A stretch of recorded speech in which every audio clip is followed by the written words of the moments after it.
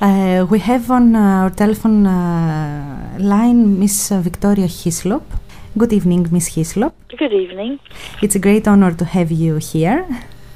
You have just published in Greek your new book, The Thread, or Tonima. Do you want to tell us some things about this book? Well, it's set in Thessaloniki, and it begins in 1917 with a big fire that destroyed much of the city here. And the main part of the story then starts in 1923 with the exchange of populations. And it continues really for many decades, most of the 20th century, all here.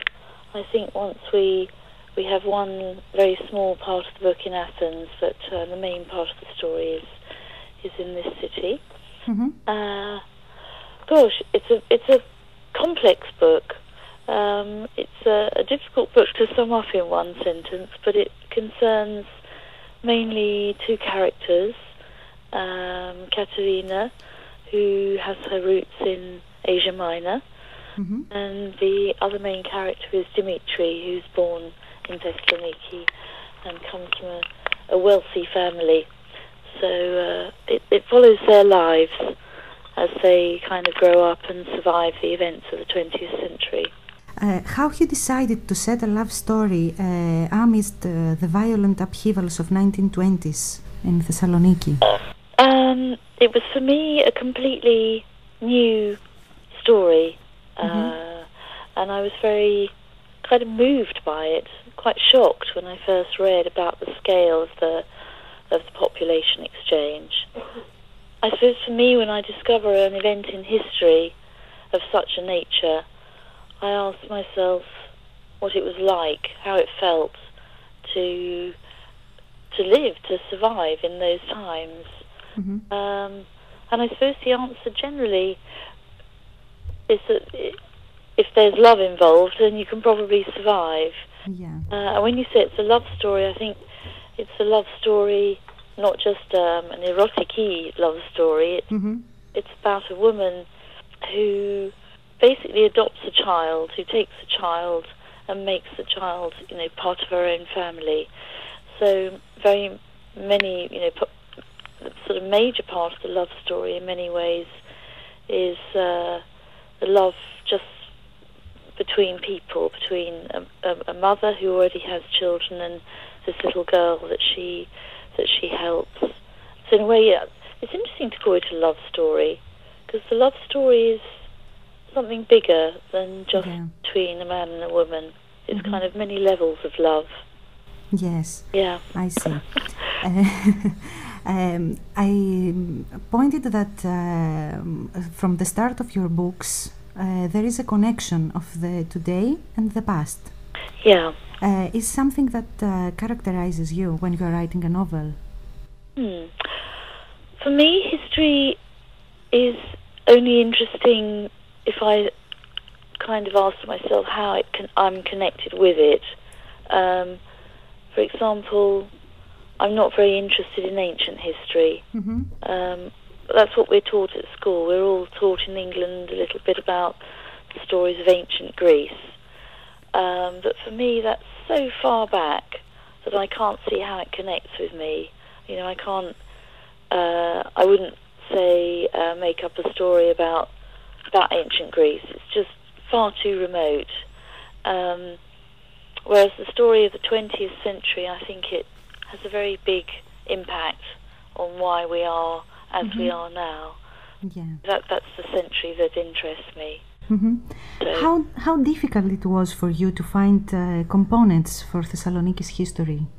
I use my imagination a lot. In fact, when I came here the other day, arrived to launch the book here, it's almost kind of like I'm surprised that there aren't a lot of I'm kind of thinking, this isn't how I have it in my head, because in my imagination it's from another era. We have a lot of books written in English about the history of Greece, and I looked at a lot of photographs, because that's one of the other very kind of helpful things for a novelist, is that the 20th poetry, you know, from about 1905, 1910. There's a photographic kind of archive, so photographs tell me a lot, and books as well, and music. Actually, music is very significant for kind of imagining the atmosphere of a period. Do you have a favorite place in Thessaloniki? Oh, I suppose my very favourite place is the seafront, to walk along the path by the sea, because in some ways the sea never really changes. It's the same now as it was, 100 years ago. Maybe it's a little dirtier now, but I think there you can kind of, looking out towards Mount Olympus, you can kind of feel there's a timeless quality to it. You have visited Greece a lot of times through these years. I have, yes. Probably, let's say, more than 30 years I've been coming to Greece. Do you think that Greek people have changed through the years? Fundamentally and deep down, no, I don't think they have. No, I'm sure they haven't. They're the same. Was it easy? I don't know if you have spoken with some people in Thessaloniki to give you information about the book. It was easy for you to catch information from people? No, I don't actually ask people for my book, because I don't want there to be a true story. It has to be from my imagination. So it sounds strange, but no, I don't speak to people, because if I do, then it becomes a work of non-fiction rather than a work of fiction. So I prefer it all to be from my imagination. Do you think that people used to hide things that they are ashamed of, as it happened to your previous book, The Island, that they are ashamed from the illness, so they hide things? Yes, I think from their family. I think so. I mean, I know many older people here have maybe a connection with what happened during the Civil War, and I know that's something that people don't like to talk about anymore. It's something they prefer to forget, for sure. I think that's understandable. Some people will think or will combine you with the old-fashioned gene of writing, as you are scratching all family secrets and write novels about this. Do you think that this is your secret for a bestseller, for your appeal? I don't really know what that sort of whether there's a secret to that. But I think the style of my writing, and it's something I'm very comfortable with, is to write as though the story is being told by someone of 80 or 90 years old. That was the case with The Island as well. It was told by Fortuny in the written Methystorima. And I think it's to try and capture perhaps how people thought, how people spoke, rather than to do it in the voice of a modern person, a young person. Because I think maybe in the olden days there was more of a, certainly in England there was more of a sort of culture of storytelling, of oral storytelling by older people, and now younger people are, they're busy looking at their computers or on Facebook or watching the television, and I don't think they listen to stories told in that way. But I think I'm trying to capture something from the past. Yeah. Okay. Are you worried about your book will be received in Greece? I don't worry very much about that, no.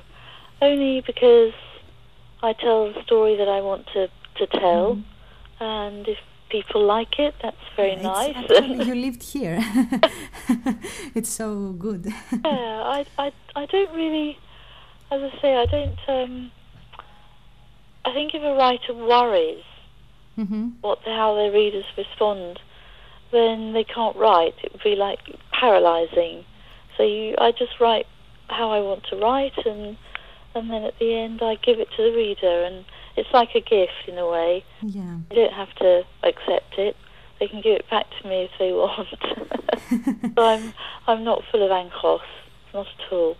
Is this recent history still controversial with all the crises that we have in Greece? Well, I think for me as an English person, writing as I do in London, the story of your 20th century explain to me where you've travelled from. You know, it explains where the destination was, or where the origin was, how you've reached your destination. I mean, it may be only one way of explaining the Greek situation, but I think where we are now in 2011 with say, 1923, it's definitely connected. Well, what you would say about English people that are against Greek for all this crisis? Well, I would say to them that it's much more complex than perhaps they imagine, that it didn't sort of begin in 1981 when we came into the European community and that was the beginning of the problems. It goes back to why you wanted to be part of the European Union, and then it goes back to, even before that, and that it's always worth studying history, get your answers. Yeah, definitely. I would say in 2 words to English people or other people in Europe who criticise Greece, I would say, 3 words actually: don't be superficial, go a bit deeper. Would you like to be a Greek for a week? No, I didn't. There was this programme, wasn't there? I understand it's been on British television with that title, and I didn't see it, so I don't know what happened in it. But I think I'd quite like to be Greek for longer than that. That wouldn't be enough. Okay, we're happy hearing this. You're very lucky being Greek. Thank you. Would you like this book also to be transferred on television? Not necessarily. For me, the written word stands alone, and I think people's imagination is more powerful than the camera. When you read a book and you picture the scenes and you know the characters, they're much more your own. They're sort of personal to you. But I think, if somebody wanted to make it into a film or television, that would be great. But I'm not expecting it or waiting for it. I think the good thing about a book, that you can share it with people and you can read it in your own time and when you want to read it, and you have your own images. So in some way a book is a more ancient thing, the written word. So we'll see though. If you'd like to make it into a television series, I wouldn't say no. You were pleased with the previous result of The Island? Very, very indeed. It was amazing, really special. If we had the same team, if we had the same director and the same actors, I think we could make a big success of it. I think so. I think right now with the Creasy, it's not the right time. And a last question. Is there a new book on the way to come? Or maybe, when people have children, there's it starts with something very, very tiny and you can't see it. I think maybe there's a new book, and I don't think it will be set in England, but it's very early days yet, so I keep it a secret. Okay, thank you very much. That's a great pleasure. It's a great honor to have you here, and as we say here in Greece, we don't say goodbye. Ποτέ, μιλάω. Addio. Μη μου λες addio. Μη μου λες addio. We hope to see you again. Ευχαριστώ πολύ και εγώ. www.moodradio.wmv